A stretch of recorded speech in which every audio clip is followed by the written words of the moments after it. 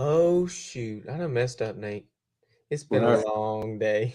I don't let the screen too on. But I want to welcome everybody for another special episode of the Breakdown, X's and O's. And we're not talking hugs and kisses, ladies and gentlemen. I apologize for that mistake I just made. I didn't forget to take the thing off. But we're here. Nate was he was he was close to the time. He was right there at the buzzer. He hit a little buzzer beater. But let me give him the proper introduction. Let me introduce to you the guy y'all all came to see, the 5-year NFL vet, the man, the myth, the legend, Nate Nesi. So, Nate, let's start it off right. What is up, Nate? It has been a day, Connor. It's been a day. Oh, yeah. Let me know what's going on. But I'm here. It's been an emotional day. Hey, my son is going to prom on Friday. Oh, it's a So Friday for him? It's a Friday, so I'll be in California Friday for his prom. But other than that, it's just been Rob, don't start, Rob. Do not start, Rob. Do not start. But it's been a beautiful day. So beforehand, I gotta say what's up. Is say hello to the kids, Tyler, Nemo, Demi. Say what up to moms and pops. DQ, I love you. I'm blessed. I'm blessed and blessed and blessed. So what was going on today? It was just was it a work thing or work and just life? Jeez. Well, hopefully we can bring some of that emotion out of you whenever we talk about some of these draft things, kind of going back to the past on you. But I kind of, I have a couple things due by the end of the week before I kind of leave and go back home. And I kind of was like, hey, I'm going to wake up early and work on it. And I ended up sleeping in till probably 12 o'clock. I was like, oh my gosh, there's no way. There's no way I just slept in till 12 o'clock. But you know what? It's so difficult because when I'm at home, it's like I can get up early. But it's so difficult sharing a dorm with your brother because you look over at him like sound asleep. And you're like, okay, well, now I want to go back to sleep and not wake up and start the day. So it's my mind's playing tricks on me, Nate. Okay. I did get a raise at my work. So next semester I will be making more money. Thank you. I appreciate it. It's not minimum wage anymore, but I'm going up in the world. I'm going up in the world. And which I enjoy working over there. It's pretty chill, It's not too demanding or anything. But that's pretty much all I have to say. There's not much going on with me other than school, and I'm not about to talk about school when we're here to talk about football. So let me introduce the very first kind of segment of the show, Nate's Necessary Notes, or what we like to call Triple N here on the channel. Okay, Nate. So I want to take you back in time. I want to go back down memory lane. We talked about what was going to happen before the draft and how it feels like on draft night, but we never really talked about what happens after the fact. After you get the call, what happens after you get your little jersey set up on the stage? I want to know what it means for these players to now officially be part of the NFL, the highest football league that you can be in the world. What do these players have to look forward to in these next coming weeks, months, before the season actually starts? And what's next for these guys? So let me know what's coming up in these coming weeks and what exactly it means for these guys to be a part of the NFL now. Of course, it's a lot of PR, a lot of questions, a lot of a lot of interviews and press conferences. so forth. Signing endorsement deals and whatnot, getting acquainted with your team, the staff, the facility, and so forth. Then you have rookie minicamp, and that's not this weekend, if I'm not mistaken. I think it may be this weekend. So that's when you go out there. You have your 3-day little mini camp for the rookies, tryout players, and so forth. Guys going out there, you're just getting acclimated. It's time for you now to go ahead and get acclimated to the team you're on, the coaching staff, your new teammates, your new environment in itself. And here comes OTAs and mini camp and all that stuff. It's a lot of things that are getting thrown at you. Now you're going to learn, day one install, NFL version, individual drills, learn how to watch film. It's a process. They're going to, gradually teach you how to become an NFL pro. Okay, so we talk about they have to learn all these different play calls and all these different they got to learn the playbook, right? So they gotta watch a little bit of something to learn. They're NFL athletes now. Walk me through that. What does that look like? When did you start learning that? You went to the Browns, right? So when did you start learning that Browns playbook, defensive playbook, offense, whatever you had to learn? The minute I got there, one of the things I didn't do when I was at the University of Arizona, because I actually knew our playbook so well. It was actually taught to me by my position coach at the time, Brandon Shelby. And Brandon Shelby didn't teach me the playbook from playing the safety standpoint. He taught me the playbook from knowing everybody on the field when they line up, why, the who, what, why, when aspect of, the game. But when I got to Cleveland and Rob Ryan was the coach, defensive coordinator, and I was playing multiple positions at that, I started to understand why it was important to take notes. Drawing things. I'm that type of learner. I don't know the word for it, but I'm a learner that has, once I write it down, I know it and whatnot.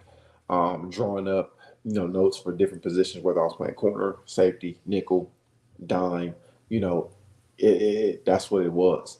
And you get one of the things that's you get for as the rookie mini camp is that when you go there, you'll be there. The vets won't be there, so you'll have an upper hand and with the as far as the playbook and whatnot, knowing what the install is, because everything you do in mini camp, train in OTAs, all that stuff, because again, it's just the rookies there. The vets aren't there yet.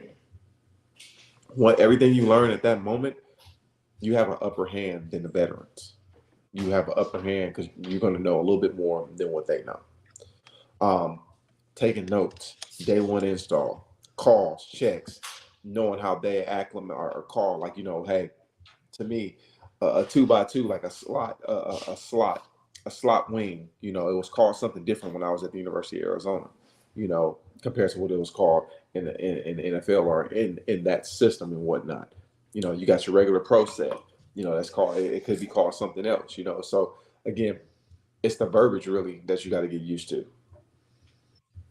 So you're pretty much acclimated in the sense of these plays. Just don't know what they're called. You don't know what they're called, but that's what you're getting. You get, because again, you play like a fit. Like, okay, one of the things in Coach Ryan's defense was Fox 1. Fox was the front because we played a 3-4 defense. That means we had a end, nose, end, Jack, Mike, Whip, and a Sam. The Jack was basically your stand-up rusher. Fox is the front. 1 is the coverage. That lets me know, okay, we're playing cover 1. There's going to be a single high close safety, which that was me. Your strong safety is a down right, down left, depending on the personnel. Now, Fox 1 is a base personnel. When I say base personnel, 21 personnel, 12 personnel. That means 21 is 2 backs, 1 tight end. 12 is 1 back, 2 tight ends. Your base personnel. That means down left, down right, unless he called Rocket. Rocket was when you had a displaced number 2 and 12 personnel. That means you had the passing tight end, the pass receiving tight end who was in the slot, and you had the regular tight end. So if it was, say, 12 personnel, you have a tight end that's on the line, and you have, like, say, a Rob Gronkowski was in the slot. It wouldn't be a down right, down left. It'll be a dang, I lost my train of thought. It wouldn't be a down right. It'll be a rocket call, rocket left, rocket right. That means a strong safety. It's still cover one. That means a strong safety is going to displace out of the box, take the number 2 that's displaced out of the box, and the linebacker, the Sam backer, will be responsible for the tight end that's on the line. That's what you got to learn, the verbiage and whatnot. You got to learn that are, the route combinations. Seam 6, dagger. That means in a nickel coverage, that means in 11 personnel, that receiver on the outside is going to run a deep end, and the receiver in the slot, he's going to run a vertical. They want to hit the deep end because they want to clear out so they can have that nice little void right there. You got to know the game. You're going to learn the game of football and learn the chess match that's being played. So you said that a Fox 1 is a 3-4 defense. It was a 3-4 because that's what we ran. Fox was for the front. Yes. So when you got to the NFL, did you go you went to the Browns, did they run that 3-4 defense? Yes. So what was Fox 1 in their defense called? In their defense, that was Fox. No, that's the defense. That was the defense. Oh, in the NFL, Fox 1 was defense. Yes. So when I was at Arizona playing for Coach Stoops, we played over, under, over 3. Over Will, over Brown. Over Brown was our cover 1 and whatnot. Thunder was our cover 0, Thunder purple. Pirate to Tampa, Pirate 23. Again, Pirate is the front and the stunt that's going to be called. 23 it's 2 coverages. Either it's going to be 2 or 3, depending on what the offense gives you. So you got to have a great learning curve. So when you got into the NFL, because again, some of these defenses, they're not complicated on the back end because you just got to listen to the numbers. Like we had a call in 11 personnel, big nickel, 53. 53 is just telling you it's cover 3. 5 DBs, cover 3. 53. The 5th DB is the nickel. But it's interesting because especially now, the NFL, the players have to take an IQ test. Yeah. Right? The NFL, and this is one of the reasons CJ Stroud wasn't considered the number 1 overall pick by the Panthers, was because his IQ test was so low. And so you say it's a learning curve. What if their IQ test, they score a certain on their IQ test, they're not able to learn that, as fast as somebody else would be. I'm going to tell you something I play with a lot of not so smart players, but they know how to play football. I'm going to say it again. I play with a lot of not so smart football players. They just knew how to play football. If you can do it, do it. Because there's a lot of guys that don't watch film and whatnot. They just go out there and play football and make plays. Sometimes it's just natural for guys. Yeah, Gronk didn't watch film, did he? No, Robert actually did.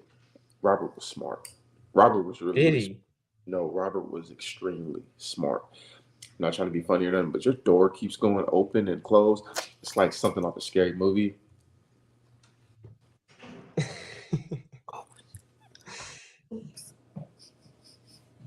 Well, I'm not sure about that, Nate, but I thought when Rob Gronkowski went to Tampa Bay, that was like one of the things was like, I'm not going to watch film. I thought that was like a big thing for him. No. But after a while, when you've seen it so many times, sometimes it's just like, okay. But I will tell you this, being that I played with Rob for 2-3 years in Arizona, Rob was very, very smart.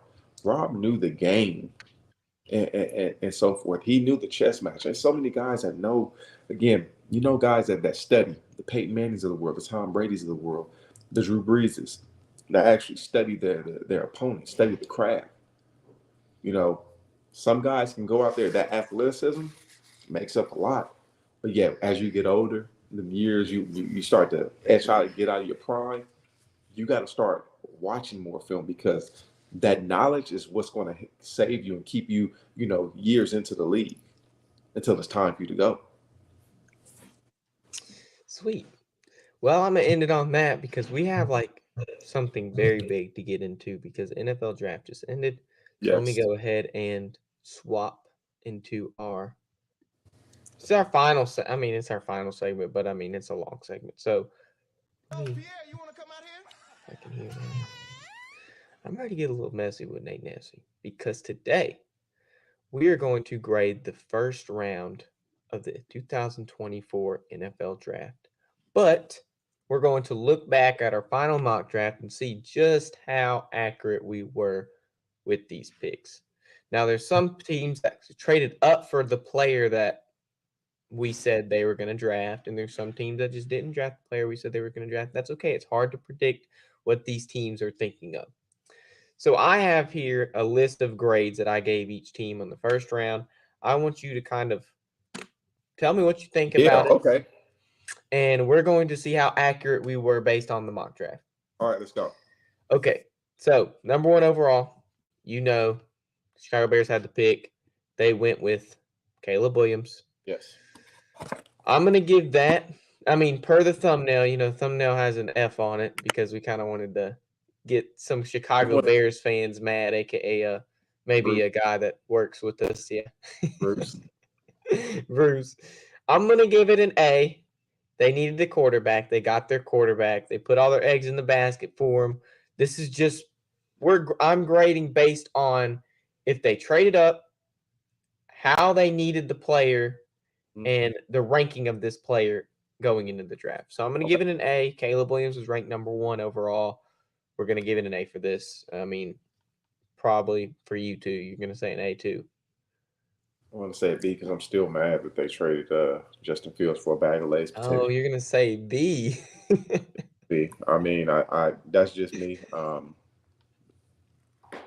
Yeah, I'm going to give him a B. Bruce probably going to give me hell, but it's okay. I'll take it. So we did end up getting that right, of course. We got that right on the mock draft. So let's keep going. Number 2, the Commanders. They drafted Jayden Daniels, quarterback out of LSU. Did you say Drake May or did you say Jayden? I said Jayden. We said Jayden on the mock draft. So number 2 is right. The Commanders ended up drafting Jayden Daniels, who I personally think is the best quarterback in this draft class. I'm giving that an A. And then what do you think? I'm going to give it an A. I'm going to give it an A. Do you know what? I just hope that that the Commanders don't mess him up like they did Robert. I'm hoping that they don't mess him up. Like, he can be a good quarterback. Just take your time with him. I know, and they put the thing with that. I was talking to my dad the other day. He was a big Redskins fan, right? When they had Robert, he'd been a Redskins fan his whole life. But when they got RG3, he was very excited. But they put too much of the load on RG3 to run the offense, and that was the issue. That and the fact that when he got hurt in the playoff game against the Seahawks, if I'm not mistaken, he originally got hurt against the Ravens the week before, and then he completely tore his ACL the next week in the divisional round against the Seahawks. Robert, they made him come back a little bit too early. They should have. They had Kirk Cousins. Kirk was looking really, really good. I know you don't want to have no quarterback controversy of that sort and that magnitude. But you ride Kirk and you let Robert heal up. He shouldn't have played. He shouldn't have came back until me personally, until the end of the season, week 10. But he came back the first week to see he was never the same on top of that. And then it was so much pressure because that team that went to the playoffs the year before. You got to make it again. You got to make it again. Again, you set the bar so high and they want to see more. You make it to the playoffs. Okay, cool. Now you make it to the playoffs and win a game this year. The quote unquote the bar was so set so high because they did so good that first year. So I mean, I just don't want them to mess this guy up. I hope not, because I mean, we talked about him, and one thing with Jayden Daniels is he will take a hit, and that is one thing that they don't like in the NFL. That's one thing that I have to say about Jayden Daniels is he does not know when to go down. He's gonna learn today, and he's gonna have to learn. Exactly. It's something that Joe Burrow had to learn his rookie season. We saw that he could not slide worth a crap. He could not slide before he would get tackled, and it was awful. And now he's pretty good at it because he's been taught and pushed in his head like, hey, this has to happen.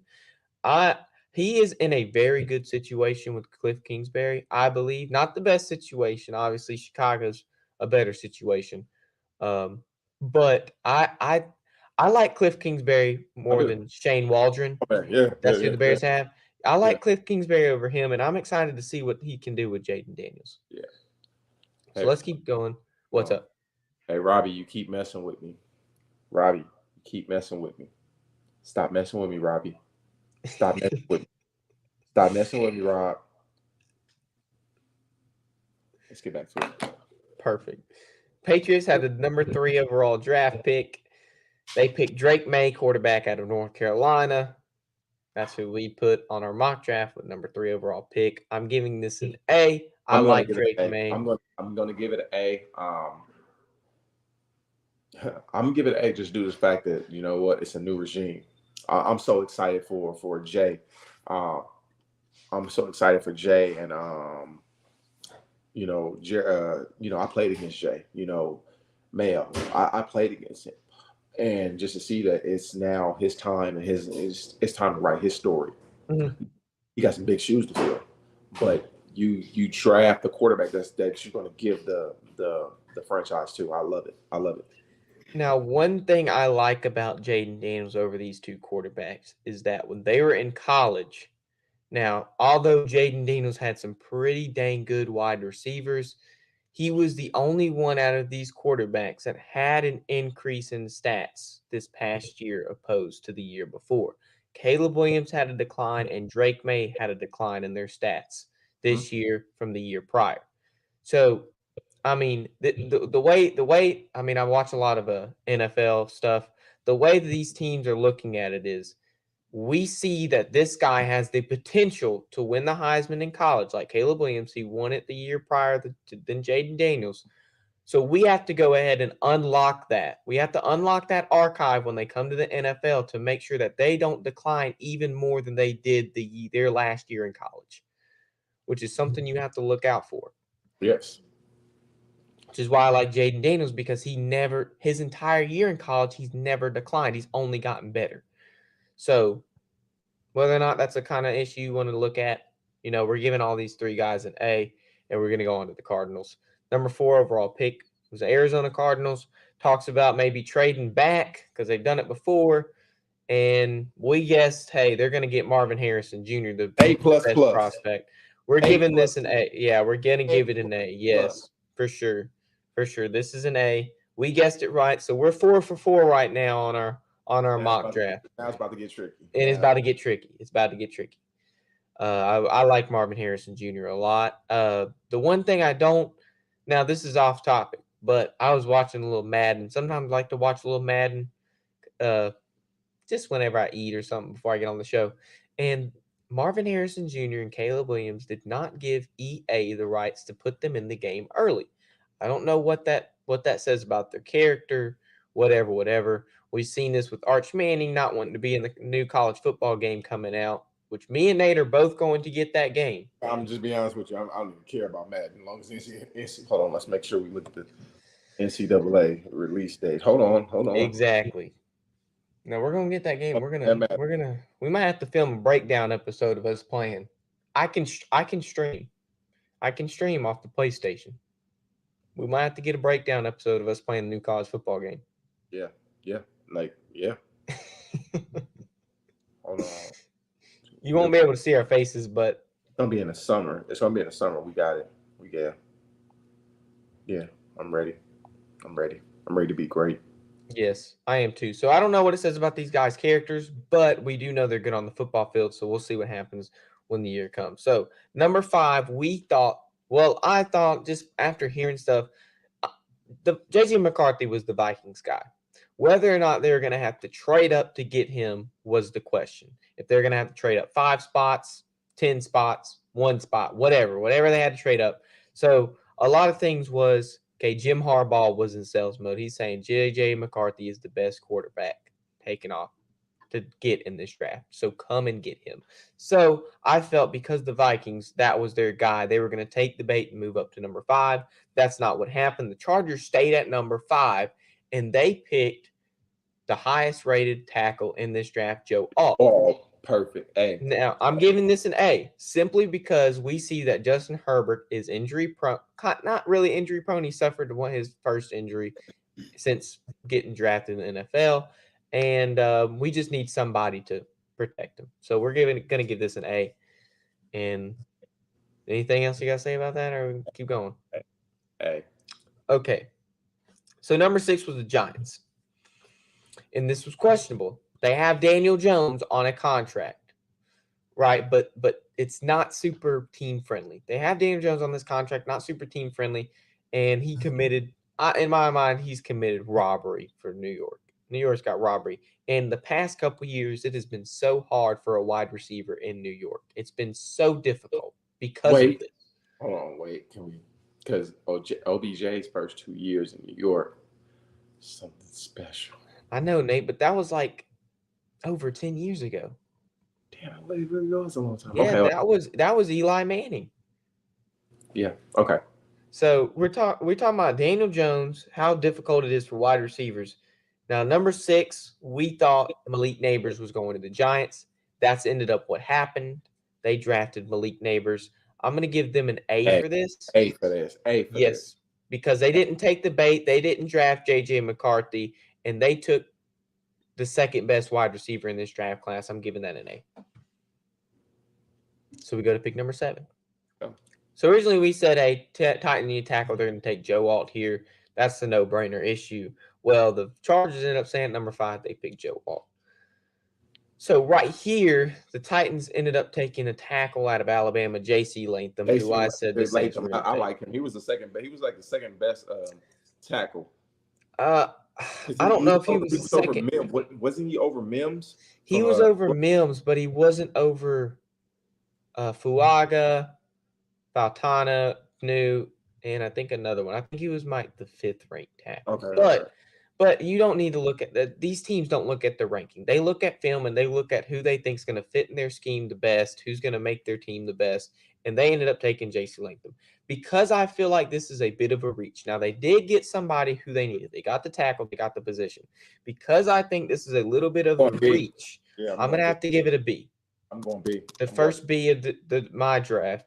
I'm going to have to give it a B because I just feel like it's a reach. I'm going B. So we keep going. Now, number 8.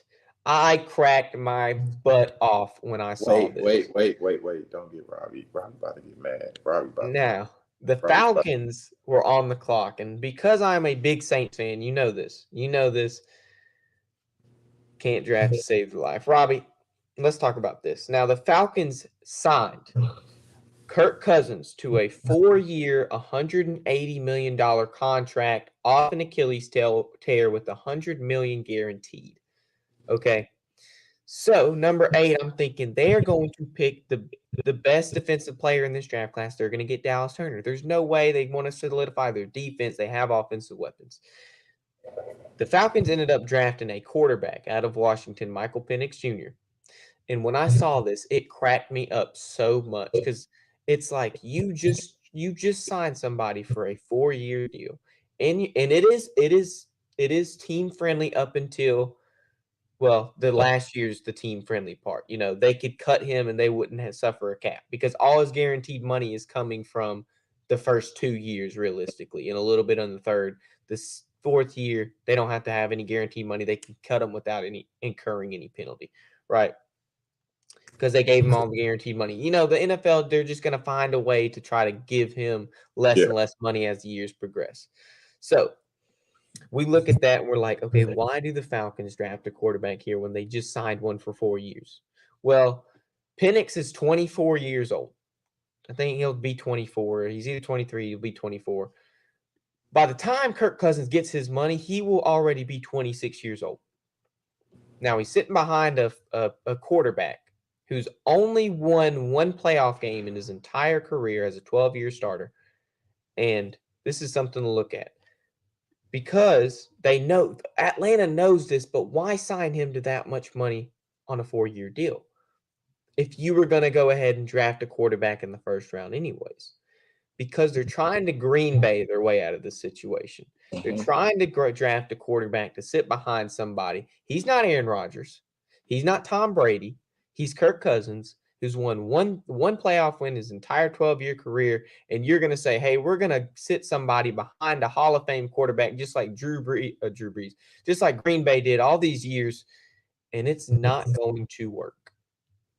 Now, Nate, who is another quarterback named Michael that was a left-handed quarterback coming out of college that the Falcons ended up drafting? Do you remember his name? And you know what? I'm probably gonna catch some slack for this. I'm probably gonna catch some slack for this. Michael Vick is the best quarterback in Atlanta Falcons history.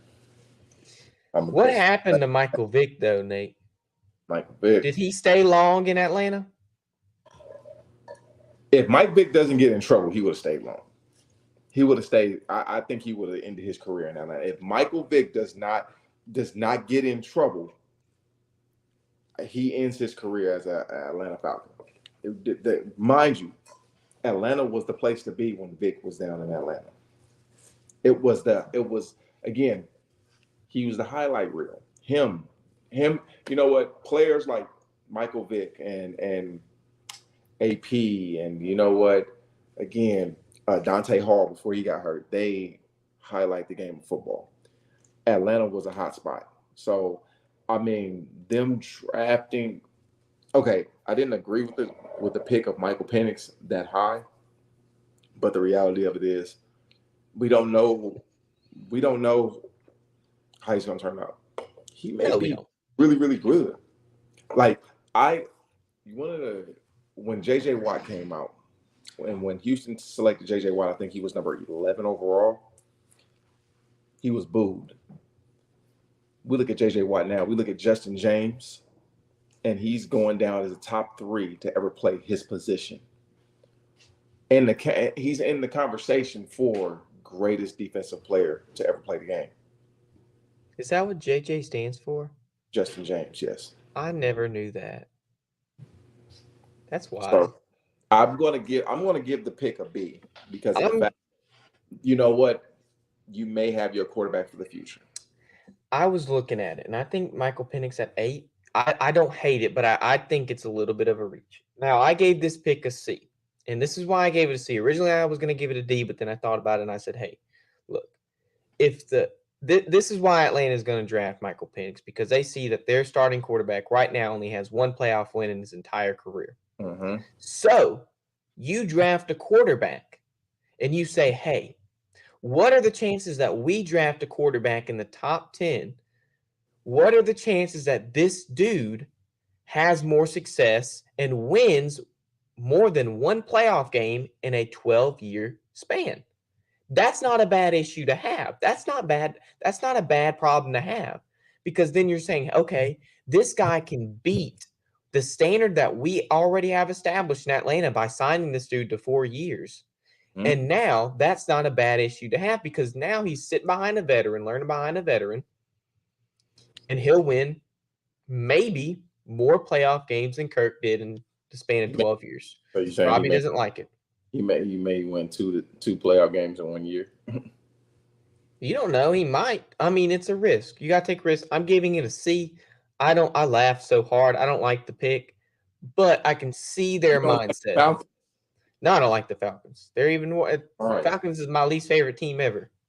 All right, let's go. What else you got? So let's keep going. Actually, before we keep going, let's go before I was gonna run the ad, but let's keep going before we run the ad. Let's get a little bit more. 10 first before we run the ad. Sure, we can. All right. So number 9, the Chicago Bears are on the clock again. And this is the chance that they can get the best. They just got Caleb Williams, who they think is the best offensive player in this draft. Well, best QB in this draft, we'll say. They had a chance to get the best defensive player right here. And they said, you know what? we're going to give Caleb Williams more weapons because we want this to be the best situation ever. We want it to be the best situation past, present, and future. We don't want anybody to ever go into a better situation than Caleb Williams is going in Chicago. So we're going to give him another weapon. We said, hey, the Bears are going to draft Rome Odunze here in our mock draft. That's ended up what they did. They got Rome Odunze. Now, I would give this an A. If they did not already trade for Keenan Allen and have DJ Moore on the roster. This is an A. I have to give it a B because of the fact that you could have gotten the best defensive player in the draft right here. And the Bears decided they picked Rome Odunze. I got to give it a B. And that's my issue with it. Okay. So we go to number 10. And now we're thinking, okay, a defensive player has not been picked yet. When has a defensive player not been picked? This is now the longest span that a defensive player has not been picked in NFL history. So we're at number 10. We're saying the Jets are going to pick Olu Fashanu. But oh, wait. A trade happens and the Vikings trade up one spot to the Jets. And they end up picking their guy all alone, J.J. McCarthy. Now, we said the Vikings were going to pick J.J. We just didn't know where. So they traded up one spot. They picked J.J. Now, they needed a quarterback bad. And this is the issue. This is the issue I have with this pick. I like they picked a quarterback. So, by that sheer factor, I would like to give this an A. Now, J.J. McCarthy, I do not like him as a quarterback prospect because he didn't show much in college. Now, I also don't like that you're bringing someone who didn't show much in college into an air raid offense. I've said it a bunch of times. You're going to bring somebody who handed off the ball more times than he threw in a game into an air raid offense. You have no idea if this guy is going to be able to handle the pressure of your air raid offense, but yet you're going to draft him in the top 10. So, you know what? Now looking at this pick, I'm going to give this a C. I gave it a B originally, but now that I talked about it, I got to give it a C. Because just for the sheer fact that you're doing it. Because I don't like the prospect, and I don't like you bringing him into an air raid offense. So I'm going to give it a C, actually. But you did feel the need of quarterback, and you didn't let Sam Darnold start for another year. And that's all I got to say about that. But you said we're going to run it at 10. Speaking of starting and starters in the NFL, let's go ahead and make sure that you have the greatest starter in your lineup at the insurance position with Jeff Ortepney's Erie Insurance. Here's to the grown-ups. Your car is now your office, stage, nursery. Sorry. Erie Insurance offers products that lots of other companies don't. That's a big deal. And it's a good deal, too. And with Erie, you get your own independent agent, not a giant corporate call center or some online robot. You meet with a real person, like this. Your local Erie agent is Building Block Insurance Group. Get a quote today at 704-464-4544. Erie Insurance. And when you call Jeff Ortepney at 704-464-4544, go ahead and ask him what he would rank J.J. McCarthy as his draft pick and see what he says. And if you agree with him, go ahead and get some of his sweet insurance. So, Nate. Let's go. Let's keep going. Let's go. So we look at number 11. And so we said, hey, the Jets traded back with the Vikings. And as our 10th pick, we said the Jets were taking Olu Fashanu, who is the second best tackle in this draft class, who the Titans could have drafted, which is why I gave them a B, because I didn't, they got a tackle, but they didn't get the second ranked tackle, which is why I gave them a B. But the Jets, Aaron Rodgers coming off an Achilles tear. They picked the guy that they wanted all along, Olu Fashanu, at number 11, trading back, still getting their guy and a little bit of draft capital to go with it. This is an A move for the Jets. You got to give them an A, and that's where I'm going with that. What do you think, Nate? I have to. Perfect. I have to agree. So we go to number 12.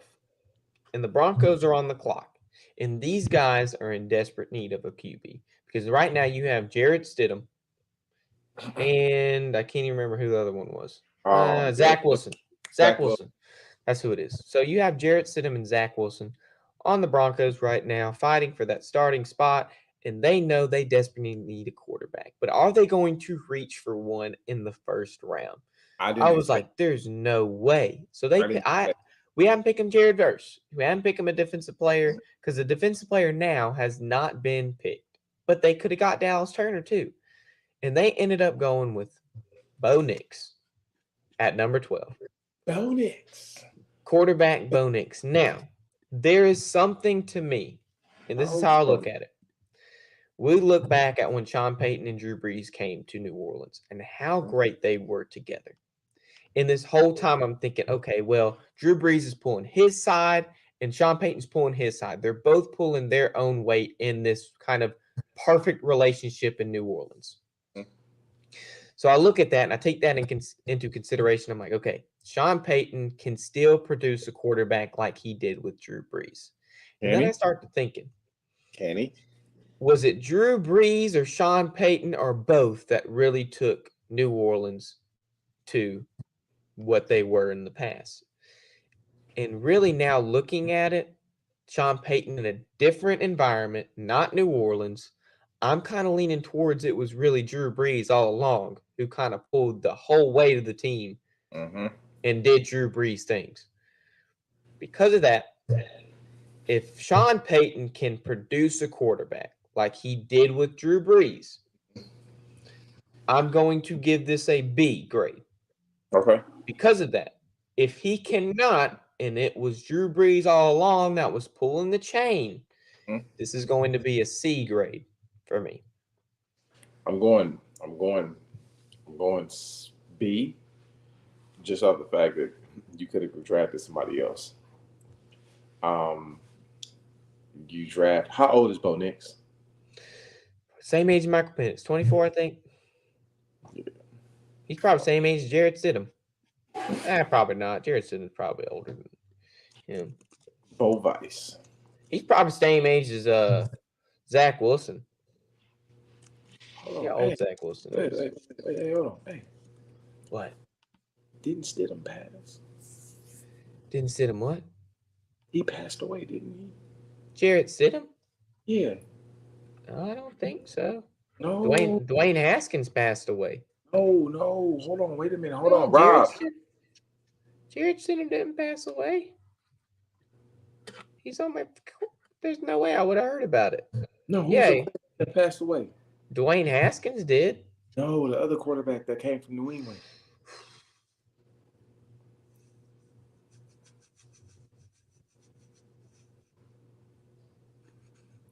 I don't know. I don't know. Anybody tell us that? So we keep going. We keep going to the Raiders. And right here, I was like, okay, Michael Penix is getting picked right here. They have Aiden O'Connell. They have Gardner Minshew. They don't know who they want at starter. But they picked one of the best prospects. Oh, here we go. Is it Ryan Mallett? Ryan Mallett. Okay, so we look at I lost my train of thought. Okay, yeah, the Raiders. They picked Brock Bowers at 13. Now, although I do love this draft pick for the Raiders, and I would give this an A. I got to searching, I got to looking. Last year, the Raiders ended up drafting Michael Mayer to fill their tight end position.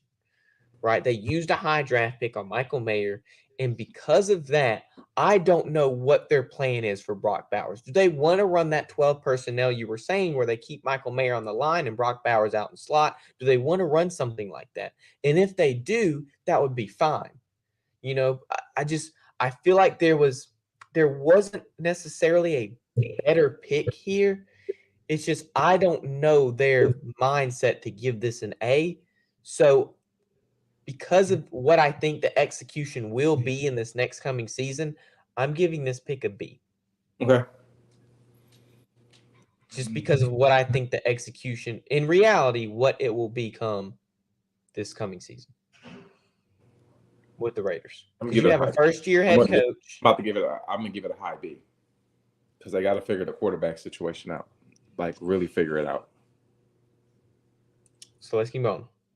Okay, Saints at number. Oh my gosh, when I saw this, Nate, I know. I about cried.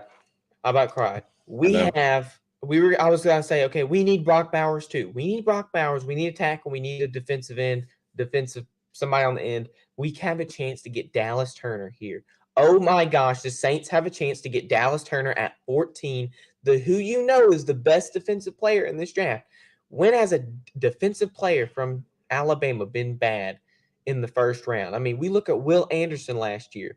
They played together in the same defensive scheme, right? They were the same in the same defense. Will Anderson just won Defensive Rookie of the Year. You could say, okay, this guy perfectly filled Will Anderson's shoes at Alabama.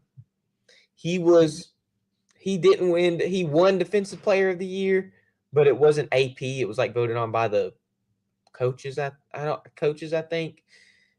Buki won Defensive Player of the Year, but he won Defensive Player of the Year voted by the coaches. Wasn't official AP, but we have a chance to get him. Now we picked a tackle, and this is my issue with that. We picked the fourth tackle, I think, in the draft, fourth tackle. So hey, we just picked the fourth tackle. We could have picked the first outside linebacker, but we ended up wanting the dude that could be. Now he could be the best tackle in this draft class.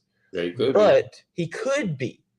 But we know that number one ranked in a position is better than a number 4 ranked in a position. Now, we needed a tackle so bad, desperately need a tackle. We don't know if Ryan Ramczyk's coming out.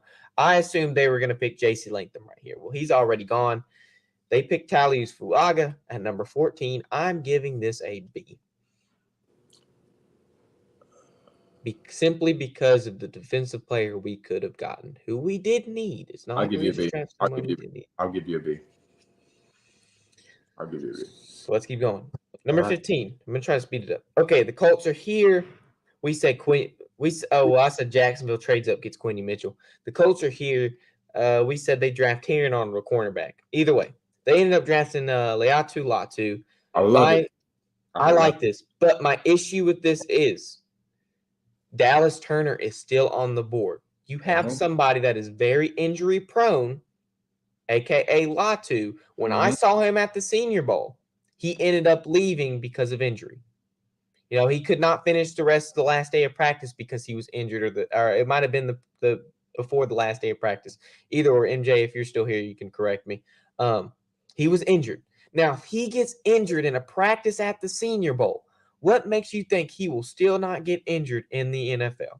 I don't like it simply because he's injury prone. You had a better pick here. I gave the Colts a B. I give it to him. I like the pickup, but I'm gonna give it a B. Strong B. So the Seahawks are on the clock next. So we said, hey, they need a guard more than probably most of the teams in this draft class. We said Troy Fautanu was going to be the guy. He was a tackle, too small of a tackle, going to convert into a guard in the NFL. Well, they ended up picking Byron Murphy right here. Yeah. So I looked at it. I looked at it. I do like this pick a lot because right now the Seahawks, if I'm not mistaken, run a 3-4 defense. They run a nose tackle and 2 ends. Right now, Byron Murphy is not one of those 3 people on the line per their depth chart. But they have a 31-year-old nose tackle and a 32-year-old defensive end. I know for 100% fact that is not who they're going to want to be there long term. So they pick Byron Murphy to replace one of those positions. Could be either or. Right now they have Jaron Reed at nose tackle, had 7 sacks last season, did okay, right? But now they have a dude coming in that could replace one of those positions. Give it an A for the Seahawks. Didn't think about it, but they get an A. Hey. So we keep going. Okay, now 17 was supposed to be Jaguars. We said that was going to be the Colts. There was going to be a cornerback taken here. Well, the Jaguars ended up saying, hey, we have a guy in mind. We don't need to take him here. So the Vikings trade up. And to me, they pulled a Texans here. So what did the Texans do last draft? They drafted the quarterback they wanted and traded up and drafted the best defensive player in this draft class, Will Anderson. What did the Vikings just do right here at 17? They got the quarterback they wanted and just traded up and got the best defensive player in the draft, Dallas Turner, at 17. Yeah, I big love this move. big I'm move. giving it an A for the A Vikings. plus. I would give it an A+, yes. Impressive right there. Big moves. You just lost to Neil Hunter, right? To the Texans. The Neil Hunter's gone. He had like 16 and a half sacks last season. You need somebody who can come in, not just kind of be on par with the Neil Hunter, but be somebody that's there for long term. This is the guy. If he wins Defensive Rookie of the Year, I will cry because I know that we had a chance at 14 to get him and we didn't. And so the Vikings did an A grade for this. A plus. A+. Yeah, A+. Give an A+. 18, we have the Bengals. So right here, I said Talius Fuaga, they pick a tackle, get their injury-prone quarterback. Stop getting them injured. So 18, the Cincinnati Bengals are on the clock. They picked Amarius Mims, tackle out of Georgia. Yeah, Rob, if you're watching still, I'm going to give this an A. They picked a tackle. It wasn't Fuaga. Fuaga was drafted before to the Saints, but they still drafted a tackle. Might have been a little bit of a reach, possibly, maybe. Not too much. So I'm going to give him A. I like this pick. What do you think? I love it. Love it. You got to protect Joe Burrow. You got to protect Joe Burrow. When he's healthy, this team is dangerous. So, A. So right here at 19, the Rams are on the clock. We said it was going to be Laiatu Latu. He's going to fall because of he's injury prone, because of that injury prone self. And he's already off the clock. So who do they pick at the 19 for the Rams? They want somebody to replace Aaron Donald. That was the mindset of picking Latu. Did you have Murphy? No. Yeah, they already picked Murphy. Seahawks just picked Murphy at 16. So Murphy, Latu, Dallas Turner all off the clock. They're off. So they've already been picked. They picked my favorite defensive player in this draft class. They picked Jared Verse at 19. I'm giving this an A. If I wanted to give it an A++, I would. I love it right here, Jared Verse. It's going to be good in Los Angeles. I'll tell you what. So we keep going. Number 20, the Steelers are on the clock. They need a center more than anybody in the league. Just about more than anybody. A guard, center, whatever. So I'm thinking, hey, they're going to pick, what do we say? Jackson Powers Johnson. And that's just not what ended up happening. They picked Troy Fautanu. Now, who we said that was going to go to Seahawks and become a guard. Now, right now, he is a tackle on their depth chart. We just had Broderick Jones to the Steelers last season in the draft. So why pick a tackle like Broderick Jones and then pick somebody undersized like Troy Fautanu? If he stays at the tackle spot, I don't really like this pick because that's not what they needed. They're going to move him to guard. They're going to they're going to try him at tackle, but they're going to move him to guard. What Mike Tomlin is doing is smart. He has Arthur Smith now as his offensive coordinator. They're going to get back to running the ball. When you have a potent running game with Russell Wilson, you can do some things. I'm talking about the offense will be able to open up. I'm talking about a career year possibly for Najee Harris. They're going to get to running the ball. It's going to be ground and pound, then play action. I love this pick. I really do. I like it, but because it's not a center, which is what they needed the most, I have to give it a B, Nate. Okay. Just because they didn't get what they needed the most. You give it an A, that's fine. I don't hate the pick. And I think that you're right. They want to start. They have two really good running backs, and they want to start using them. So we go to number 21. The Dolphins ended up picking Chop Robinson, I think. Let me look. Perfect. Yeah, they picked Chop Robinson. This is someone that they said, hey, we just had Andrew Van Ginkel leave. He's actually part of Minnesota, I believe, now. And we need somebody to kind of replace that. Now, look at their depth chart, and they don't have Chop Robinson as a starter right now. And that'll be something that he has to prove probably. This is not something that I thought was necessarily their number one need. I like the pick. I just don't think it was one of their biggest needs going into the first round. I would have liked to see them do that offensive line, considering Tua. I'm gonna give it a B because I would have rather an offensive line pick here, like someone like Graham Barton, and they just didn't do Hey, it. hey, they call me So biased. Hey, we go to the Eagles at 22, and we know for a fact they want a cornerback here. We said Nate Wiggins, but we didn't know that a cornerback wasn't going to be picked yet. Now at 22, the Eagles ended up getting Quinion Mitchell, which some believe is the best cornerback in this draft class. I think I like him a lot. Saw him at the Senior Bowl. I kind of probably have a little bit of bias towards him. I'll say he's the best. I'm giving this an A for the Eagles because they might have not gotten their guy, but they got somebody that they didn't know that was going to fall to them at 22, and they got Quinion Mitchell. A plus. He's going into a situation where he's going to be mentored by a great professional in Darius Slay, who is a team guy, not a me guy. So A plus. So we go to 23, and the Vikings had traded up to 17. Jacksonville falls back to 23. I'm thinking they're going to pick a cornerback too. Okay, this is Terry Arnold, right? This is going to be their cornerback pick. They need one, and they end up drafting Brian Thomas Jr. out of LSU, the wide receiver out of LSU. And I look at this, I'm like, look, you just signed Gabe Davis. You just signed, although you lost Calvin Ridley, you just signed two, probably maybe three, but I know for two wide receivers you signed in free agency. Okay, why draft one in the first round if he's going to sit behind these dudes that you just signed in free agency?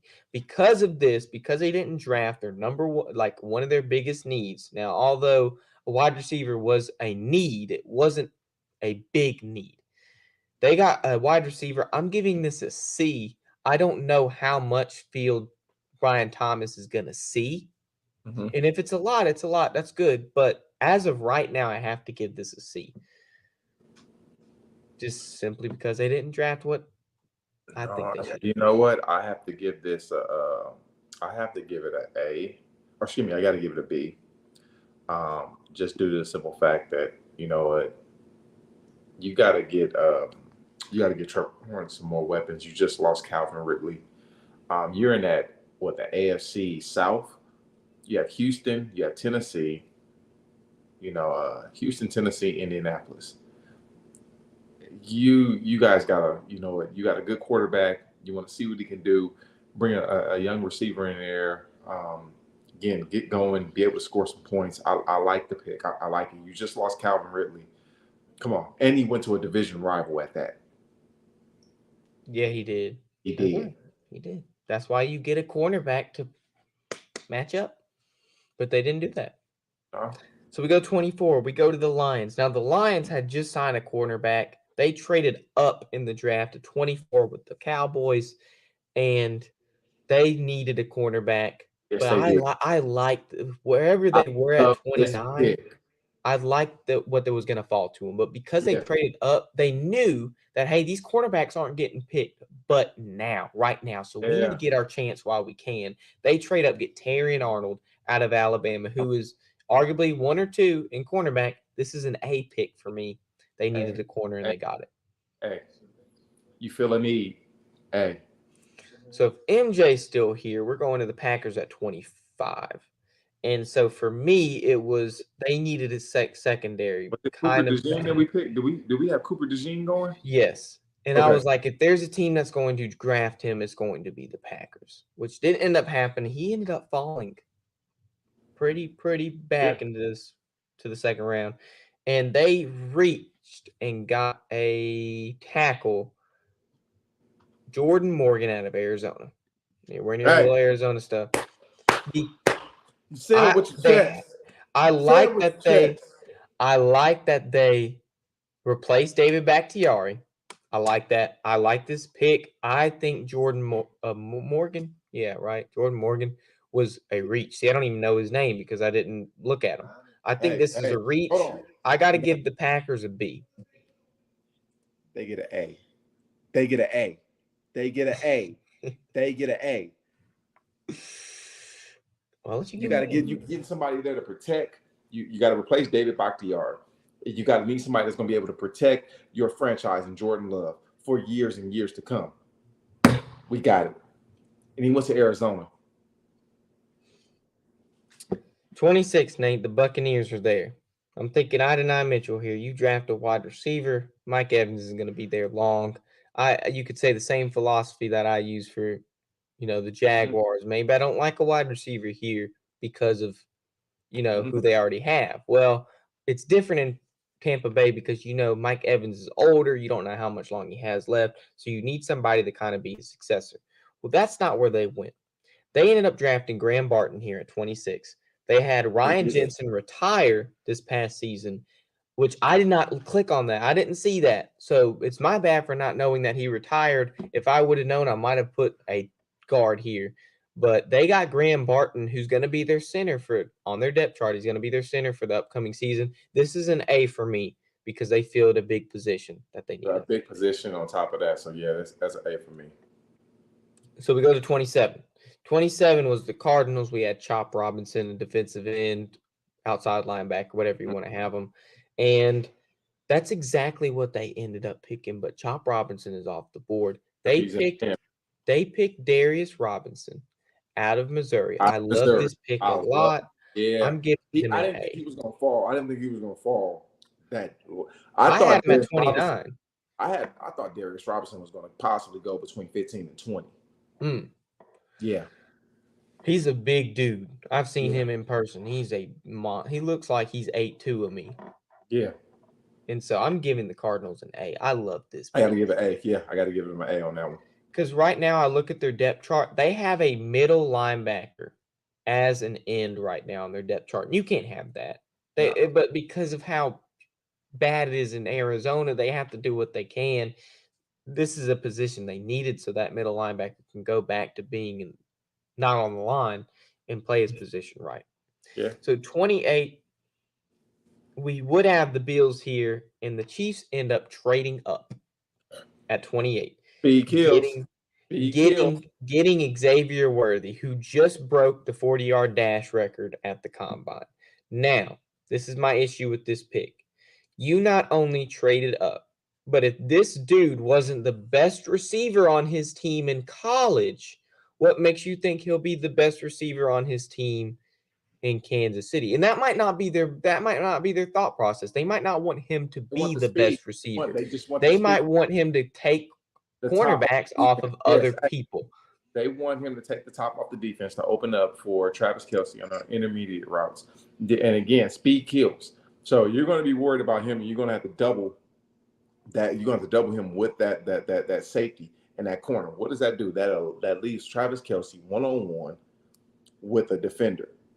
This is we look at what Tyreek Hill meant to that Chiefs offense. Him and Travis work hand in hand with each other. One was a deep threat, one was a short intermediate threat.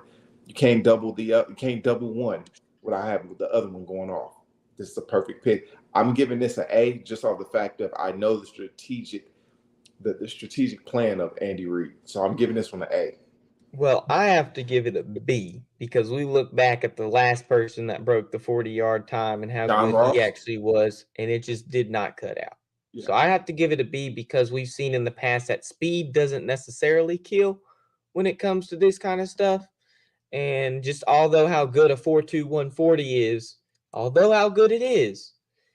it might not be what you think it is. Okay. So I got to give it a B. All right. So we go to 29. The Cowboys have this pick now because the Lions traded up and got Terry and Arnold. And we said that this was the guy they were going to draft at 24. But not only did they get their guy, they traded back, got a lot of draft capital out of it, got Tyler Guyton at number 29 after they had a couple people leave off their line to free agency, their center that would tackle left. They got Tyler Guyton, who was their guy all along. In my eyes, this is an A for the Cowboys because of how bad their offseason was. They needed a good draft. They got it in the first round. Give me an A for the Cowboys. They got their guy with trading back. So that's an A. And they fulfilled an E. What a pass. You know how I feel about the Cowboys. Well, let's go to number 30. Now, the Ravens, we had Kool-Aid McKinstry here. They needed the cornerback, But we saw before how far cornerbacks were falling. They ended up drafting Nate Wiggins here, who's a better ranked cornerback than Kool-Aid McKinstry, a little bit faster, a little bit more like kind of man-to-man. I'm giving it an A for the Ravens because due to the fact Nate Wiggins fell to them at 30. So they get an A. I give him an A. Now, Nate, 31, the 49ers are on the clock. Now, when this pick happened, I was like, oh my gosh, why did they do this? Now, 49 for the 49ers picked, we had Amarius Mims, a tackle to kind of protect Brock Purdy back there, and they picked Ricky Purcell, a wide receiver out of Florida. Now, this makes me think they could add a weapon to their arsenal, or they could trade either Debo or Brandon Ayuk in this coming season. But this guy was not a top receiver by any means. So they see something in them we don't. Because he's not even close to this guy was at the Senior Bowl. He was good at running route. I mean, he was deep. He was good, but he wasn't amazing. Like, I could see Brendan Rice being picked over this dude, and he didn't go to the 7th round. And he was way better than this dude at the Senior Bowl. But I got to give it a D, Nate. I don't like it. I don't like it because I don't know their moves. And this guy wasn't even a top receiver going in the draft. I don't even like the 49ers, but they got Sugar. I call him Sugar because he's sweet out there on that field. He is fearless. He runs great routes. He is a perfect complement of what Kyle Shanahan wants in his offense. So I'm gonna give this a B. I'm gonna give Sugar a B. I'm calling Ricky Sugar a B. Ricky's now Sugar. Sugar. We can call Ricky Sugar. Hey, he about to go out there and he about to give him that sweet work. So 32 was the Chiefs. We're gonna end it up real quick so we can go ahead and get on. 32 was the Chiefs. Said they were gonna pick a wide receiver. They did. They traded up and picked one. But now the Bills are here.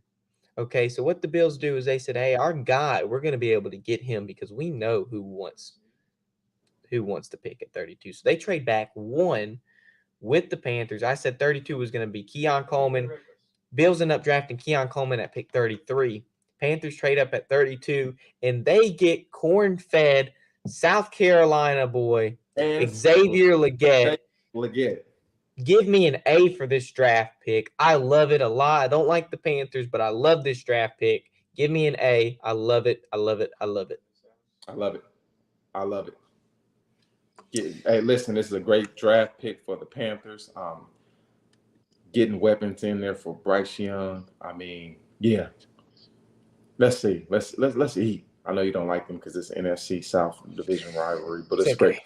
It's okay. I like this pick. I can put my bias aside, except for the Falcons. They get a bad grade because they're Falcons. Yeah, you hate the Falcons.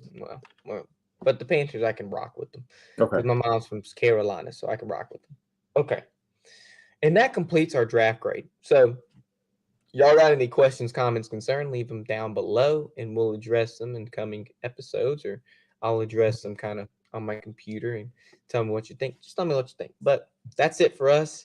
We're going to go into the last segment, so I need to set the tone before it gets too late. Go ahead, Connor. So, Nate, I asked you today if you would let me go ahead and do the new week, new chapter segment for today. It's your time, baby. It's your time. So, wait a minute. Hold on. This is new week, new chapter. This is how we always end the breakdown. You guys, just, again, some scripture, some positive prayer, just uplifting words, encouraging words of affirmation to just, again, keep you going in the right direction. This evening, Connor is going to own it and smash it. You know how Hope smash? Connor, smash. Let's go. Now, do you want to do the prayer since I'm doing the first half? That's fine. Go ahead, baby. Whatever you want to do. It's whatever. It's your time. It's your time. But last night, I was having a conversation. I felt like it was kind of Jesus was working through me a little bit. Not that, I just felt something, talking. So let me pull up the scripture for today. And let me just read out to you what I have right here. Can you see it? I can't even see it. Oh, I see it. There we go. Just take a second. I'm on college Wi-Fi. Okay. So behold, I will bring it health and healing. and I will heal them and reveal to them the abundance of peace and truth. Jeremiah 33:6. Now, I picked this because I thought about these relationship type things, and I was talking to a buddy. He was having a tough time, so I was on a topic of relationship. So I take a look at it and I'm like, okay, well, what have I learned before when it comes to relationship? Before I've been like, okay, when is it going to happen for me? When am I going to find the person that I truly desire, that I want to be with for possibly the rest of my life? Now, it doesn't have to happen right now, but I'm old enough in the sense that my parents were 19 when they had a kid. So it's like, I'm old enough in the sense for that to happen. But it's okay that it hasn't happened yet. Because what is so important is a relationship life. But what's important before that is our single life. And that's what people don't understand. So we look at it and we say, hey, we have half of these marriages disposing. They're not working out. Everybody's getting divorced. Why are all these marriages getting divorced? Like, what is the answer? And people think it's rocket science, and it just really isn't. It's not rocket science. You look at it and you say, hey, your single life is just as important as your married life, but you have not seen it yet. So what's so important is we want to make sure our married life is so concrete before we want to make sure our single life is concrete. And that's what has to happen. And we look back at Matthew chapter 7. I know you weren't there, but I did it when we were at the Senior Bowl. And these people are trying to build their houses on sand. And so what happens in that scripture is, hey, we have wise man and a foolish man. And the foolish man ends up building his house on sand, and the wise man builds his house on concrete, his rock. So when the storm comes and beats down on the house, it either falls or it doesn't. It just depends on what we're building on. And so if our single life is not that concrete, it's not that foundation we need to build that house, we end up having sand left there. And so when we end up building our house, it might stay for a little bit. But when the storm comes and adversity comes in our marriage, it ends up breaking the house down because we were never concrete enough in our single life to begin with.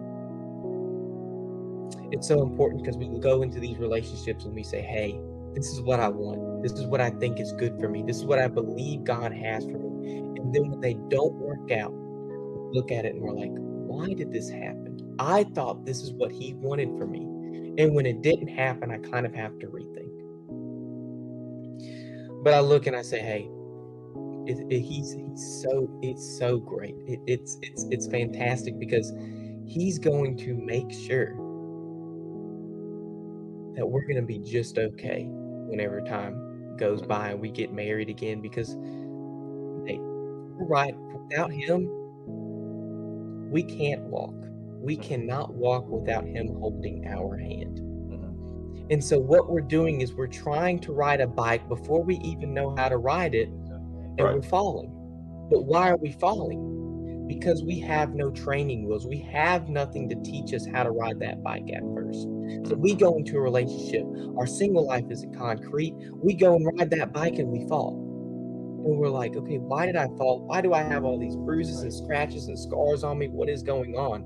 And that's why I pulled up the healing. Because what's so important before God puts us back on that bike, He's going to make sure that we're concrete enough in our single life. We're healed enough that all those scratches we had just incurred before we fell, after we fell, we're going to make sure it's all healed, that we're not going to see any scars or anything. And if we get back on that bike too prematurely, we're going to have all of those scars still there until we fall again. So what's so important is we go back on this bike, we get on our training wheels, and He makes sure we don't fall again. And what's so important with God and what's so special is He makes sure that we don't take these training wheels off until all those scars and bruises and bumps are healed. This healing process of what we're going through, God's with us the whole time. It's so important because He knows when to take the training wheels off. We don't have to make that decision. It's going to be when we're ready. And if you question and you try to hurry what's supposed to happen, you're going to fall off that bike again because you had not learned to ride it before. You haven't learned to ride it enough to get those training wheels taken off. There's no way. So when you're ready, when God thinks you're ready, it's all according to his plan. He's gonna take that holy screwdriver of his, turn those 2 screws that connect those 2 training wheels off, and you're gonna be on your way to a healthy, holy, godly relationship. And that's what's important at the end of the day. Because we know this process of healing is what's going to, even though it's so hard to say, hey, this relationship didn't work out. I love this person so much that I thought they were going to be the person I was going to spend the rest of my life with. But then it doesn't happen and we have to go back to the drawing board. We're sitting here depressed. We're going back to their sinful ways. We're going back to this, that, and the other saying, hey, why is he doing this? Why is this happening? And we just have to trust. We have to believe. Because at the end of the day, he's going to get us back on that bike. And when he's ready to take off the training wheels, when that's the word, Nate. It's not us. It's not you. It's not me. It's him. It's he. Capital H. When he knows we're ready, and we will know, this training will come up. And we'll be able to ride that bike as far as he will let us. And that's all I got to say about it. If you want to pray, if you want me to pray, I don't know. Nah. You ain't gonna start this. You gonna finish it. You gonna finish it. You gonna finish it, Connor. So let's finish it then. I'm gonna make you finish it. Go finish it. Let me take off my hat. And then I woke up this morning, didn't like my hair, so I put a hat on, but I'm gonna take it off. It's patted down a little bit, but hey.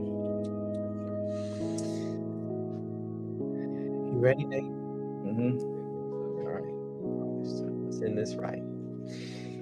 Dear Lord, I thank you for letting us come here today and gather here and talk about football and talk about you at the end of the night, because we know that if we come up on here and talk about sports, we always have to end it with you. As we say before, we like to begin the week on a high note and end the week on the high note, and that's exactly what we're doing. I pray, Lord, that as every single one of us are in this process of healing, wherever we may be going through, help us and teach us to just trust in you and believe in you, although times are tough and we may not want to go through it. We think that our plan is better for us than what you have for us, and we just know that's not true. So, Lord, I want to pray to you to give us courage, give us strength to go in here and just trust in you with the plan that you have for us.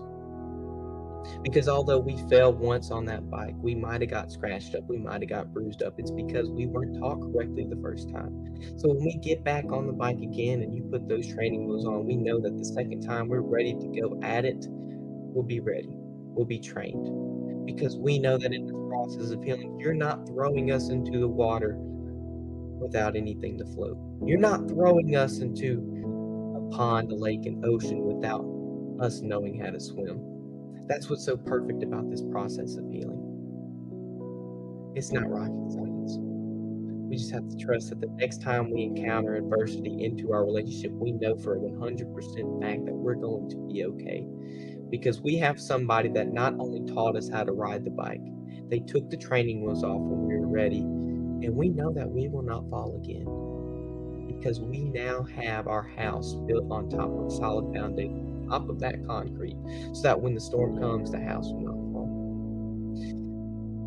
Lord, I thank you for the people watching, giving us the opportunity to come on here and everything. And I pray that you give everybody the strength again, that when adversity comes, they will not turn a blind eye, but pray to you and thank you, and not look at the bad things that happen in their life as bad things, but as good things, to build the people they are, to build the people you want us to be. So until that happens, until we know the plan for you and you have revealed to us, keep us in this process of healing. Let us heal to the best of our abilities until you show us that plan, until you show us our path. And so when that happens, we'll be 100% okay with it. We won't ask questions. We'll only believe and trust. We'll do a trust fall right into your arms. Until we know your plan, I thank you for everything you've done for me, for this show, and to be the person I am today, and the people that I've been able to meet. And for that, I thank you. And in your Son's perfect and holy name I pray. Amen. Man, Put my hat back on.